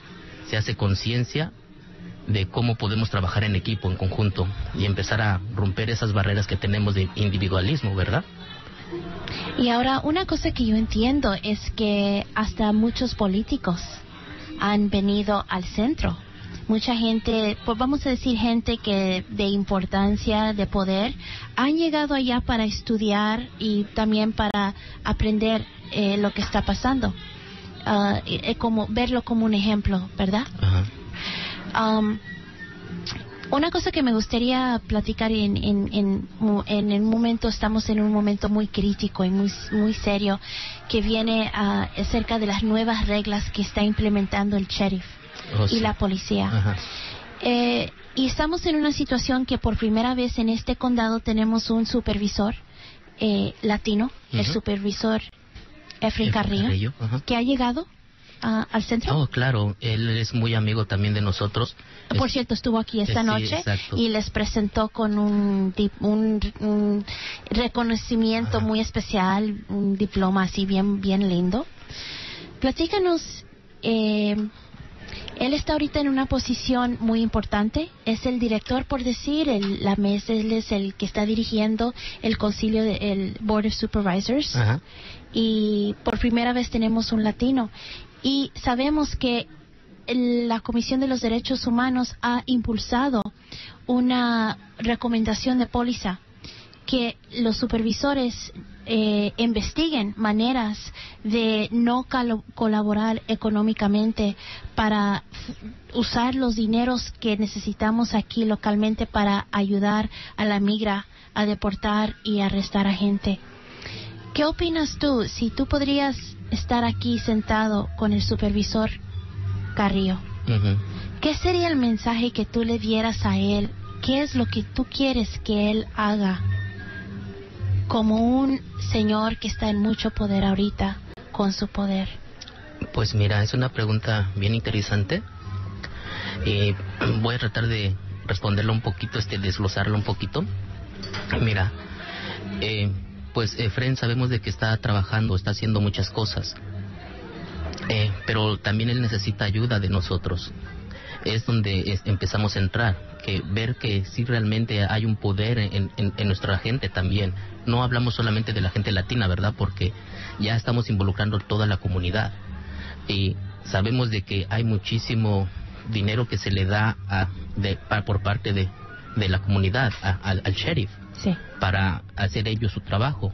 Yo creo que en un momento él reportó que el 40% del fondo general va a la policía. Sí, ahora lo increíble ahorita, Evelina, es de que hay más deportaciones. Ahorita estamos hablando de que tan solo aquí al mes hay 70 personas deportadas, aquí en Santa Rosa. Por mes. Por mes. Es algo increíble que se los dices y se los pones así con papel y no lo creen. Y hay pruebas. Como tú dijiste, muchos de los que están trabajando en derechos al inmigrante están impulsando esto. Y Efren ahorita también está como consternado, pero él sí quiere colaborar. Él sí está tratando de impulsar nuevos estatus, nuevas reglas, en donde pues pueda ayudar, ¿verdad? Porque hay cosas que son estatales o federales en las que pues es algo un poco más difícil. Pero pues por ahorita estamos tratando de ver de que se pare eso, ¿no? Fíjate, es algo bien chistoso. Tan solo estamos hablando también de decomiso de autos. Se dice tanto dinero se está dando para que el policía haga su trabajo y él está perdiendo el tiempo tan solo en estar esperando una grúa para que se lleven el carro, ¿verdad? Sí. Es algo que tenemos que cuestionar, algo que decirle como a Efren, mira, entonces, ¿por qué no hablas en el concilio? Que todo este dinero que se está invirtiendo, ¿por qué tanto tiempo están esperando un policía a que se lleve el carro en lugar de estar haciendo su trabajo realmente? Son cositas en las cuales podemos empezar a trabajar. Ahora te digo, pues, la cuestión también no es dejarle todo a Efren. Tenemos, como quien dice, nosotros también que hacer nuestra parte, poner nuestro granito de arena e impulsarlo, empezar a impulsar, empezar a presionar también, ¿verdad? No decir por favor, sino empezar a presionar realmente, porque muchos de nuestros taxes paga el sueldo de él. Exacto. Más todos los fondos salen de los taxes. Sí, exacto. Entonces nosotros tenemos el derecho de decir en qué queremos que gasten y no gasten ese dinero. Ese es nuestro derecho como las personas que aportan parte de ese dinero. Ahora, sabemos que el abogado Richard Kushner está en una huelga de hambre en solidaridad. Ya hoy es día 9. ¿Cómo te sientes tú ahora de ese sacrificio que está haciendo este señor? Wow, pues en primera, mira, yo me paro y me quito el sombrero, ¿verdad? Es una gran persona, Rick, un gran amigo. Y pues lo único que es mandarle nuestro apoyo, nuestra energía humildemente y pues seguir su ejemplo, ¿verdad? Si él lo está haciendo por nuestra raza latina, ¿por qué no apoyarlo también, verdad? De una u otra manera, vuelvo a recalcarlo, tenemos que hacer conciencia para empezar a trabajar juntos. Si empezamos a trabajar juntos y dejar el individualismo, dejar el, pues es su trabajo de ellos, que lo hagan, no vamos a solucionar nada. La solución es empezando con uno mismo. En lugar de empezar a criticar, empezar a trabajar. ¿Y qué son las cosas que, Juan, tú esperas que en el centro laboral en el futuro? Wow, mira, pues es un gran sueño, el cual estamos impulsando también, pero otra de las cositas es de un pensamiento, es de el por qué no comprar, en lugar de tener el espacio rentado, el por qué mejor no comprarlo. Necesitamos hacer alguna campaña también para recaudar fondos. Entonces empezar a comprar, ahora sí tener ese sueño de comprar el centro, porque es otro paso. Ahorita decimos estamos bien felices, estamos felices del centro, ¿verdad? Pero el centro apenas está volando, apenas va empezando a volar. Uh-huh. Y tenemos muchísimas más cosas, como el sueño de tener otro centro, seguir progresando, seguir abriendo a la comunidad, seguir teniendo liderazgo con los compañeros y pues prácticamente seguir trabajando, ¿verdad? Porque esto no digamos, ya somos famosos, ya somos cosas así y dejarlo, ¿verdad? No, tenemos que seguir trabajando. Lo que sí me da mucho gusto y mucho orgullo es, como tú dijiste, hay personas políticas y personas muy importantes en la comunidad, y no solo en la comunidad, sino afuera a nivel federal, de que nos reconocen. Estamos reconocidos a nivel nacional porque es un centro único. Hasta ahorita es el centro único que ha estado brindando todo este tipo de forma, ¿verdad? El cómo empieza uno a trabajar con uno mismo, el cómo muchísimos de los compañeros han sobresalido sobre esto. Un gran orgullo y un gran honor también conocer a un amigo como se llama David Cárdenas, ¿verdad? Uh-huh. Este gran hombre que está impulsando y haciendo mucho por la comunidad. Pues Juan, queremos felicitarte y queremos darte las gracias por tomar este tiempecito de la gran fiesta que está ahora tenemos que ir a bailar en la gran fiesta. Felicitaciones en este gran logro y tu participación, tu liderazgo que has hecho. Y para terminar, es muy posible que tu familia vaya a escuchar esto porque esto se sale en el internet. Okay. ¿Quieres mandar un saludo? Oh, sí, pues claro, muchísimo saludo para toda mi raza allá en México. ¿A dónde están? Están bueno, le dejamos en México. Ok, en México, está bien. Perfecto. Entonces, le mando saludos. Muchísimas gracias por estar con ustedes. Y estamos aquí una vez más, regresando. Un gran placer estar aquí, Evelina Molina. And this is Evelina with La Onda Bajita on KPFA. Great to be back. Wonderful. And it is time now to go into the room next door and to celebrate with this wonderful 10-year anniversary. 10 years. And we are in Sebastopol, at the Sebastopol Community Center, celebrating 10 years of the Centro Laboral de Grayton. Thank you so much, Evelina, and thank you, Juan Candon, for doing the segment here with Evelina Molina as your hostess on Las Adelitas. Muchas gracias. Thank you so much. And now coming up here, we've got Jose Alacrán Gutierrez, who's going to be, you know him from the 420 La Onda Verde report. He's here for the next half hour to talk about all the organization happening here, all the people's coming together, and he's going to be interviewing a couple of homeboys involved organizing youth and dealing with media and technologies to keep a certain cultural spirit alive in música, like cruising with the oldies, and at the same time educating and bringing consciousness to young people. Bienvenido, Alacrán. Good to have you back, Alacrán. Muchas gracias. Again, this is Alacrán Gutierrez with KPFA's La Onda Bajita's Onda Verde. We won't be talking about cannabis, even though today, this month marks 420 and 420 week, but we'll be coming back to that. Right now, we got a couple of gente here. You guys want to introduce yourself? Is Johnny Reyes. Johnny Reyes. And my name is Juan Roman. Hey, Juan Roman. So, guys, let's talk about what's happening here at the Day Labor Center celebration. Isn't this kind of a beautiful thing that's happening right here? Yeah. It's one of the few times that we actually see community coming together, cohesively and working together to progress. it's a great thing that we see all the raza getting together here, and also the community to come together and be as one, a unit, work together. Yeah, Sebastopol is a very progressive town, and it's a good to see. I mean, we got at least, the place is packed. If you can hear the music in the background, you can hear the gente, everybody's having a good time. So it's a good time to start talking about the good things that we're doing in the community, since we're all in this good mood.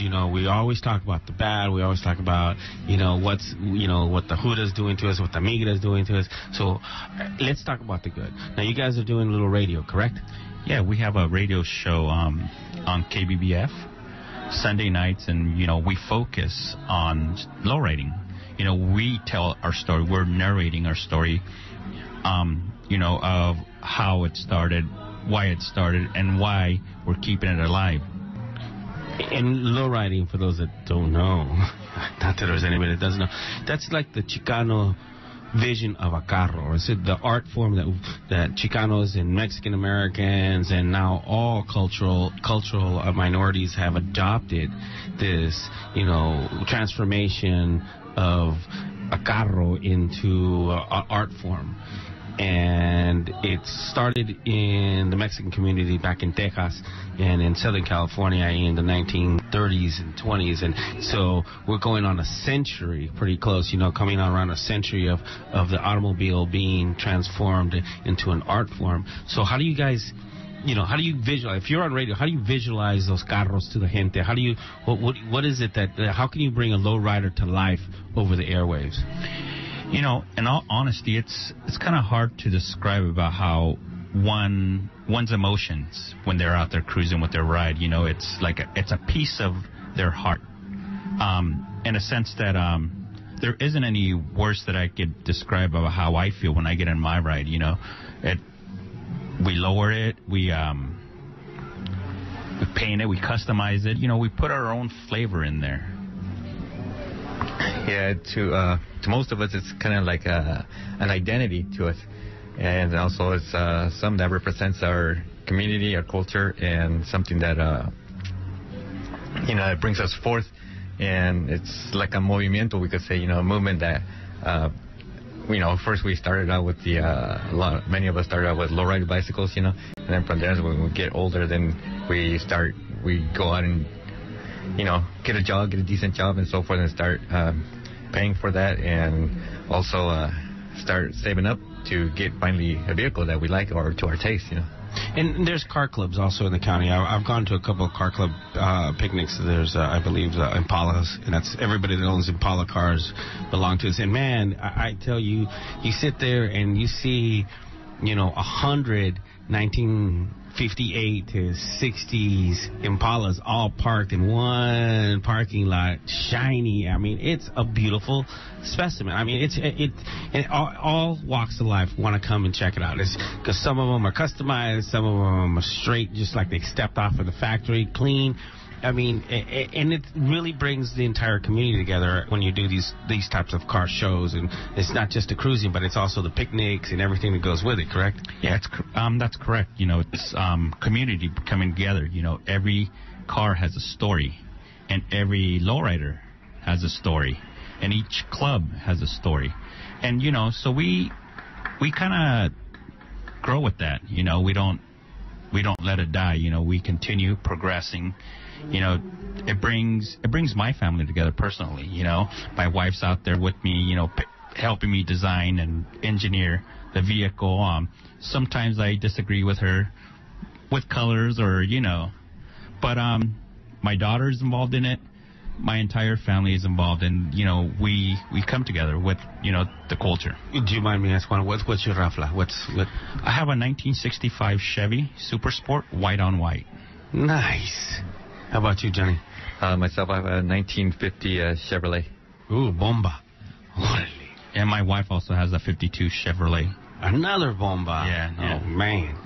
I remember going to the fields in a Bomba. It was we had an old grandfather would pick us all up before we could drive, and he drove this 1952 Bomba, right? And when my brother turned 16, he bought it from Grandpa. I was like, oh man, I didn't have the cash to get it, but my carnal had it, and he had it for years, But so these cars have been in people's memories, in their lives. I mean, you say 1952, and I'm thinking, driving to the blueberry fields to pick blueberries. So it's kind of cool. You have just one car, or do you have? My wife also has a 1948 Chevrolet, wow. 2-door. Then that's in the work process, and my son has a 1950 Chevrolet Fleetline. Oh wow, nice. Kind of like you were saying earlier, lowriding. I feel that, in my opinion, lowriding started in our very own backyards, here in Aztlán. And it manifested throughout the world. I see videos on YouTube that Japan is big on lowriding. Big. France is big on lowriding. South America is big on lowriding. And it's here where at times we get sanctioned from, certain streets. Oh, curfews. Yeah. Curfews, yeah. Cruising curfews. And that's the other thing, too. When you're in a lowrider car, I mean, a lot of times you're going to be the target of law enforcement. And they're going to do whatever they want to because they're going to say, oh, we're just checking you out. I mean, do you guys get that kind of hassle?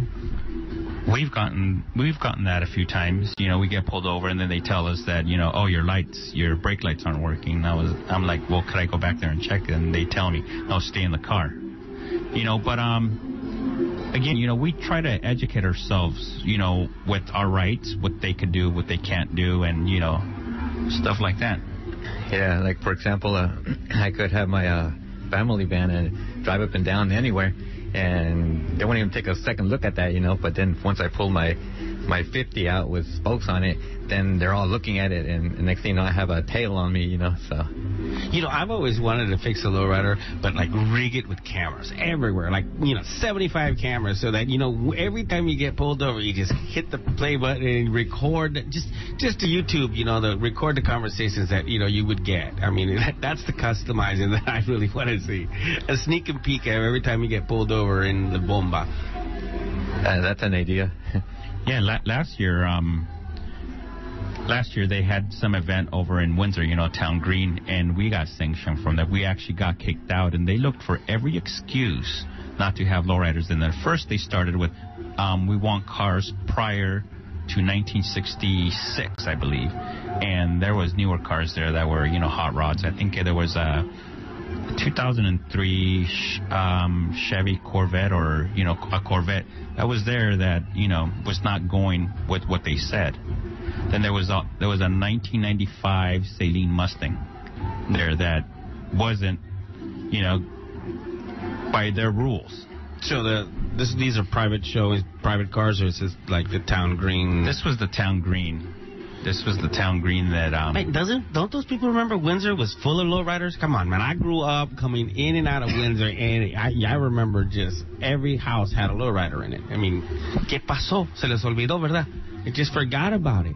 Yeah, something like that. But then there's others who still have those in the garage, That's true. That's true. You can, or you can go underneath the carport and you see the Bomba half done. Yeah, exactly. For 20 years. Yeah.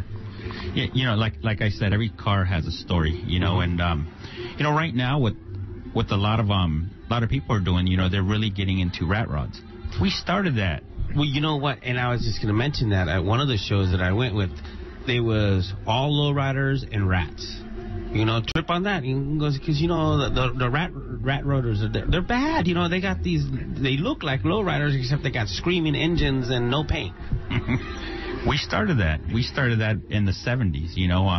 People couldn't afford, that candy paint job.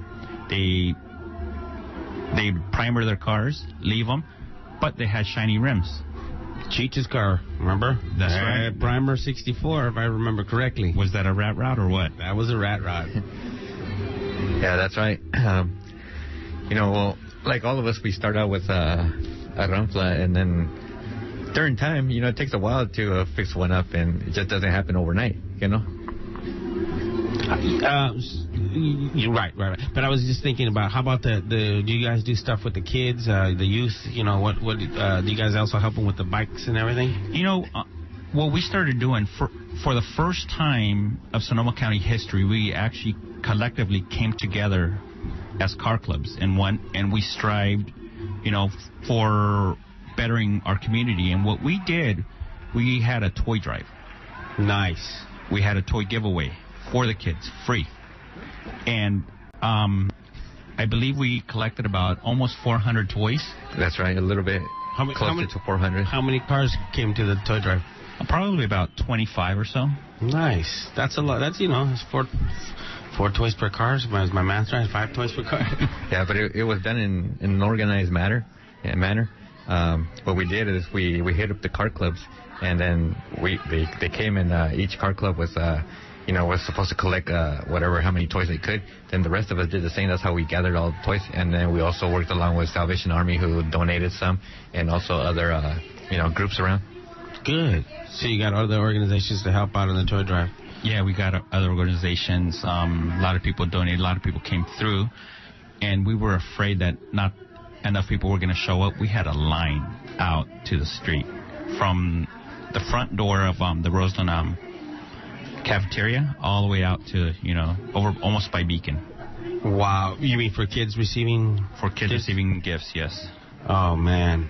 Wow, that's real special. Because, in that time of year, that's the only thing that matters is for some little baby to open up a present, no matter where it comes from, no matter who's... And the smile that you get on your face when you do that, it's got to be just... You still have to have that burning feeling inside your stomach and in your heart that, you did good. Another thing that we do is also we have a trunk or treat, Halloween event.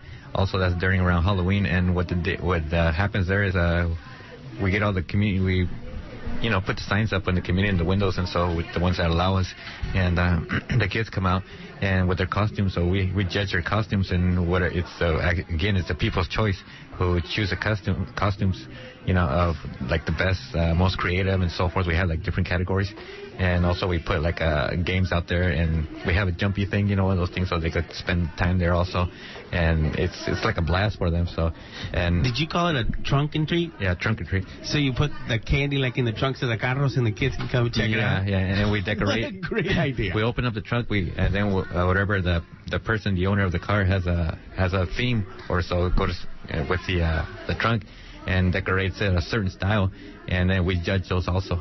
Wow. Now, hey, anybody out there that's listening, now that's an idea to get the community together. And especially, and that's another time of year where, you want to have a family-oriented event, not just running around the streets. That's exactly what you want. These organizations that like yourselves that go and put that extra mile in for the children and for yourselves, so you have a better understanding of the community that you live in. Yeah, well, what we try to promote to to everybody out there is that we're not out there to gangbang. Which is the stigma that almost everyone that would have when they see a lowrider going by. Yeah. And that's a stigma that has to be shaken. Yeah, you see that in the movies a lot, that, you see a lowrider going, coming by and getting out, a bunch of guns and bullets flying all over the place. But the stereotype, typical stereotype that's yeah. played on Latino, Mexican males and, lowriders. Yeah, and that's the stigma that we have to break. That's what they show that we are, but actually we try to change the image and try to define what really a lowrider is, Yeah, breaking that stereotype, right? So how with the toy drives, with the trunk and treats, that's how you break these stereotypes. Yeah, we try to deconstruct people's way of thinking, not just Hollywood, not just the mayor or the senator or whoever, but also our own people, because they watch those movies, and one of the first things they see is that negative image that Hollywood, portrays us to be. They have it on that Queen Latifah film, which is a good film, but that negative image that we have of lowriding, that we're bank robbers, and they say that lowriders settle everything with violence. They're drug dealers, they're rapists, and so on and so forth. And yet you see lowriders almost all music videos. That's right. So it's like, if you have a convertible 64 in your music video, you're definitely going to get some airplay, right? Yeah, so that's one of the reasons we try to deconstruct and start narrating our own novel to mass media. First we start off with the community, and that's what gives us that gives us the power to be the heroes at the end of the show. Every show that we have, we talk about lowriding, we play music, and we try to break down that stereotype. And so at the end of the show, we're the heroes. Yeah. Also, another event that we participate in is the Cinco de Mayo in Roseland area. And last year, we had several cars over there, between all the car clubs. And what we did like a fundraiser, and we all got together some money, and that money went towards trophies also.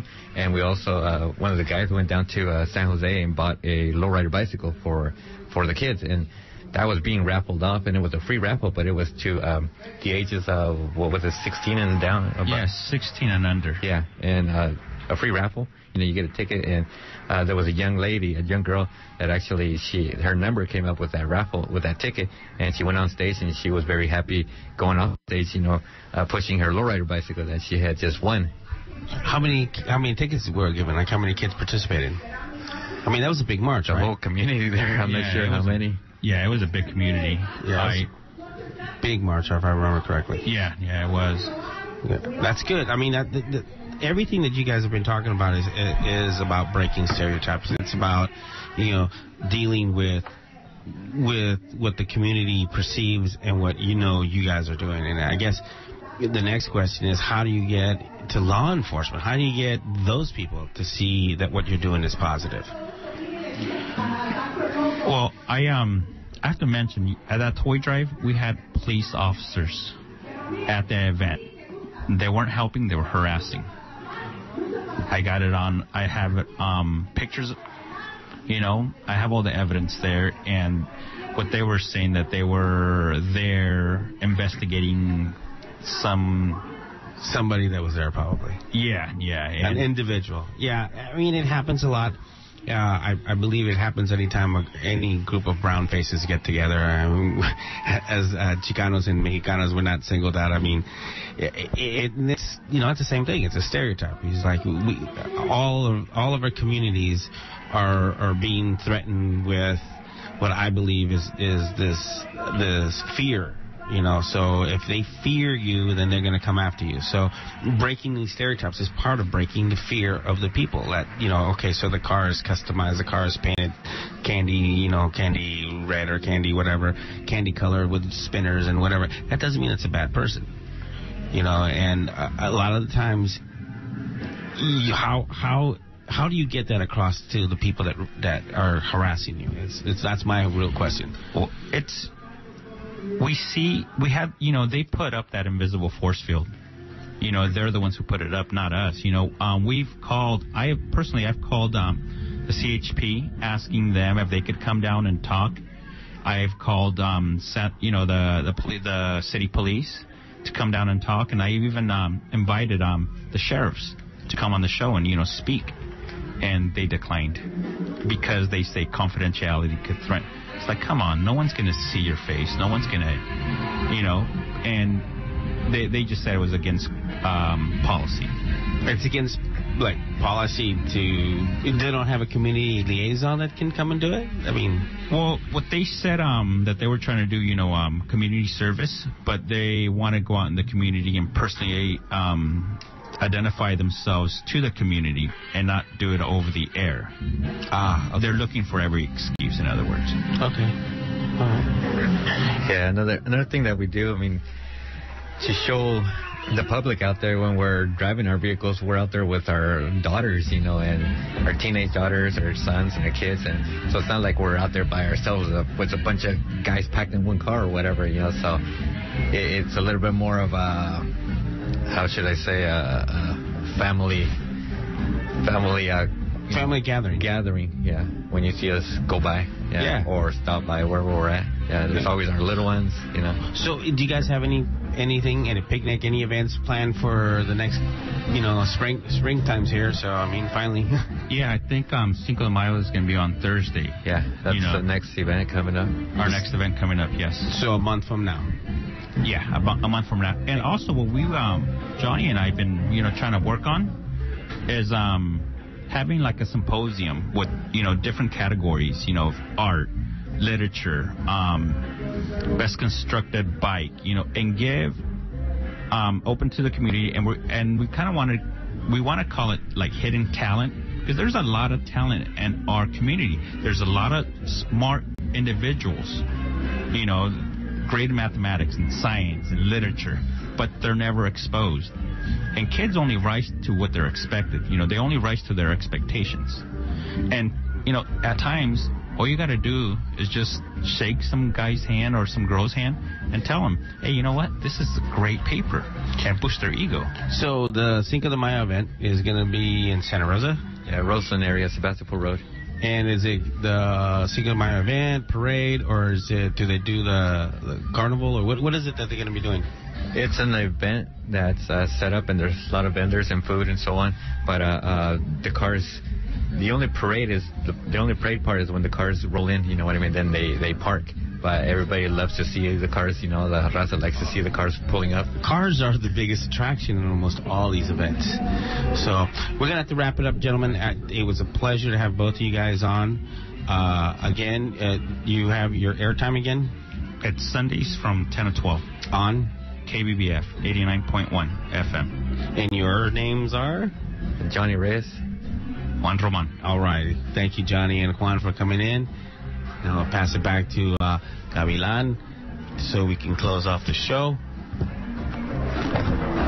So that was really cool, breaking barriers. Gracias for coming in and being part of it. Alacrán and Argelio, it was good to have you guys cover the segment here. You've been listening to Onda Bajitas, Radio del Barrio Aslan. I'd just like to take a couple of minutitos here and thank everybody that made tonight's broadcast possible. I'd like to thank José Lacrán Gutiérrez, Alejandro Reyes, also here on the site, Argelio Girón, along with Juan Candón, Evelina Molina, Molly Goss, Falcón, Pedro Reyes, Mr. Chuch, Maya and Xochil, and of course our station manager who came in the house, Andrew Phillips. We'd like to thank him personally, and everybody that I forgot to mention tonight, gracias. And again, all you listening out there at this historic event here, the 10th anniversary of the Great Day Laborers Center, the rural center model for organizing in countryside communities. Again, we're going to wrap it up here, and I'm going to send it back to the station, to Frank Sterling. And I'd like to thank Frank for being at the mothership and covering the base. And all of you that tuned in tonight to listen to this program here, kind of a throw together show at the last minuto. But we're strong. We're back from fighting pneumonias and colds and allergies, and we're back on the leva. Tomorrow, La Onda crew will be at the Cesar Chavez Parade at March in San Francisco, cruising with the homies, and we'll be doing some of the emceeing. And then Sunday, we'll be back in San Francisco, myself, Mr. Chuch, Pedro, Falcón, and I hope to bring Argelio Girón and Las Tropas to be presente. So now I'm sending it back to the mothership, to Frank Sterling. Al rato se acabó, al final. Acuérdense que el derecho ajeno es el respeto. Órale.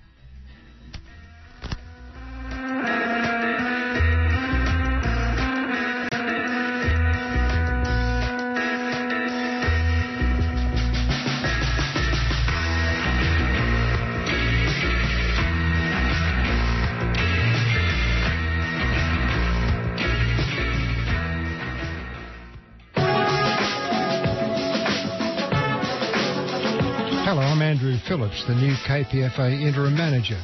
For decades, I've been concerned about the use of nuclear power and nuclear power plants, and that's why I'll be leading a KPFA No Nukes contingent at the San Francisco Peace March on April the 10th at 11 a.m. at Dolores Park. You can spot us by our KPFA No Nukes banner.